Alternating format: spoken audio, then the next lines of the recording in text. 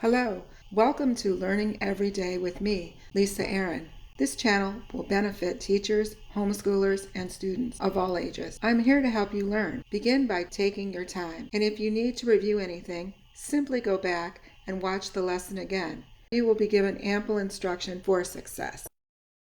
Join our learning circle and subscribe.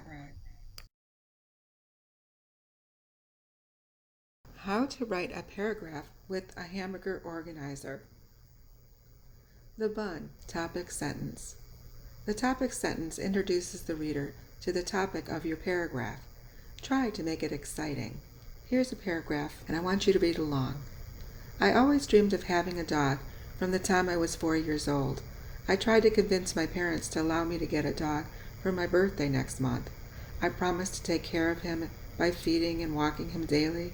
I really want a dog because he would keep me company. He would become my best friend. I would keep his dog bed in my bedroom. I would not be afraid of the dark because he would be with me. I would play ball with him too. I am sure excited and cannot wait until my birthday to see if I get the surprise of my dreams. In this paragraph, the topic sentence is, I always dreamed of having a dog from the time I was 4 years old. It draws the reader in to want to read the rest of the paragraph, and the end paragraph summarizes the paragraph. The end paragraph is, I'm sure I am excited and cannot wait until my birthday to see if I get the surprise of my dreams. In the middle part of the paragraph, you should have several sentences all relating to the same idea. Convincing my parents, promising to take care of the pet, keep me company. It's giving him all the reasons why I want a pet. This is a good formulated paragraph, but we have to start with the bun, and that is the topic sentence. Add the delicious details. A good paragraph includes details that describe and tell about the topic sentence. Details are interesting and tasty, like the ingredients of a hamburger. Build your hamburger like you would a hamburger with scrumptious details. The pickles, the tomatoes, the cheese, the beef patty, the lettuce.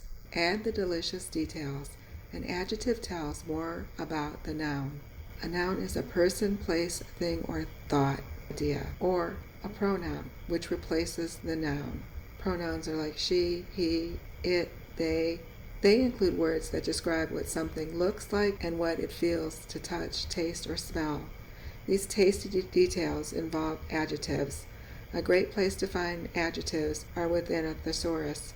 A thesaurus is a book that lists word groups of alternative words, synonyms, contrasting words, antonyms, and related concepts. A thesaurus can help us select stronger words or words with different shades of meaning. Cheerful, delighted, ecstatic, elated, glad, joyful, merry, pleased, thrilled. Comparatives and the superlatives. Most adjectives can be comparative or the superlatives. For example, big, bigger, biggest. Good, better, best. Beautiful, more beautiful, most beautiful. Exciting, more exciting, most exciting. Careful, less careful, least careful. Bad, worse, worst. Late, later, latest. Happy, happier, happiest. Nervous, more nervous, most nervous. Rich, richer, richest. The superlatives are comparatives. You see how it's getting big, bigger, biggest? Add delicious details. Details should describe or tell about your topic sentence. They should stick to the topic. Here's an example of a paragraph. I love going to school to learn and be with my friend John. One of my favorite subjects in school is science. We made a volcano that exploded foamy lava. First, we put a plastic bottle inside a clay mound.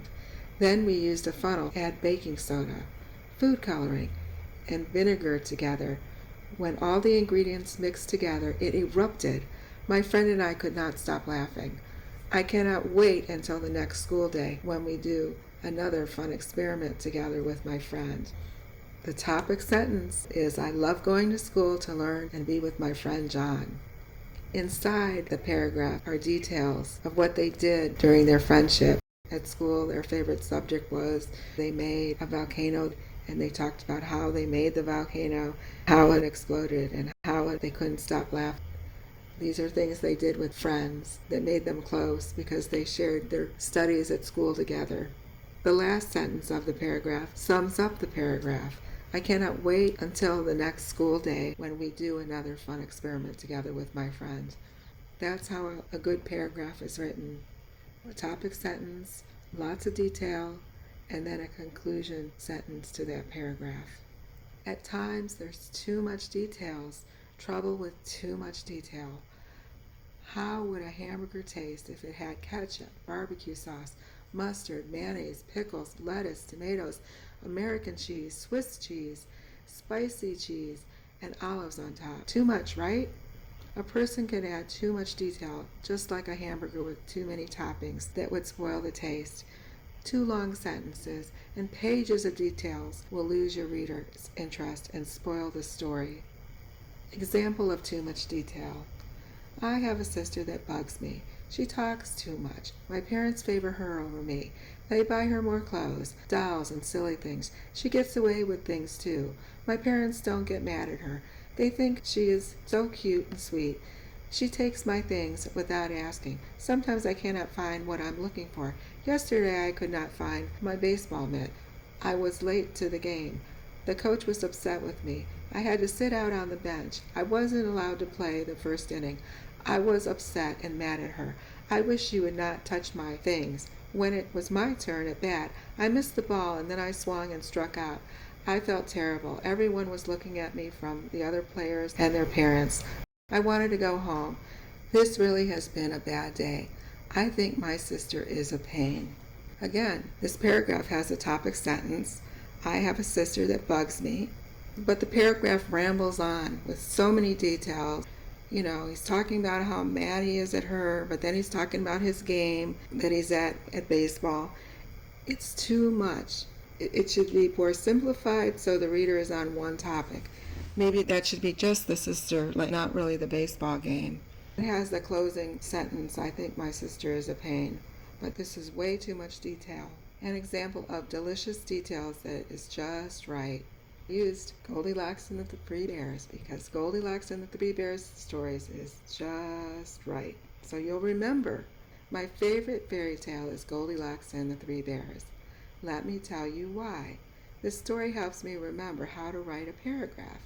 Just like Goldilocks needed to try each porridge to find the one that was just right for her, so is writing a concise paragraph. The sentences need to vary in length. Each sentence must be related to the topic for it to have a clear meaning. Goldilocks tried the porridge, the chairs, and the beds before figuring out the right comfort. There should be a topic sentence, 3 tested sentences. Make sure it relates to the topic, and a concluding sentence in the last paragraph. Goldilocks knew the rule to finding out what works best. The 3rd time's the charm, meaning the 3rd attempt to do something will succeed, because the number 3 is lucky, and it's good for sentences too. I hope you enjoyed this paragraph. I hope it helps you remember to make just the right paragraph. Bottom bun, concluding sentence. The bottom bun of the hamburger holds all the ingredients together. The bottom bun has a concluding sentence and helps the reader gain the final thoughts of all the sentences. The concluding sentences almost repeat the topic sentence to keep the details of the burger contents together. The concluding sentence wraps up the final thoughts. Complete hamburger. The top bun, topic sentence. The toppings are details with each paragraph being 3 to 5 sentences. The hamburger is the supporting facts. The bottom bun is the conclusion. The top bun, again, is the topic sentence. Tells the reader what the story is about. Then there's the toppings, the delicious details, interesting details. The hamburger is the meaty facts. The bottom bun is the conclusion. In conclusion, I hope you remember how to write a good paragraph by thinking of a hamburger with all the right ingredients. I had fun showing you this lesson. If you liked it too, give a like to this lesson. Thanks for watching and learning every day. Check out these educational books for academic usefulness.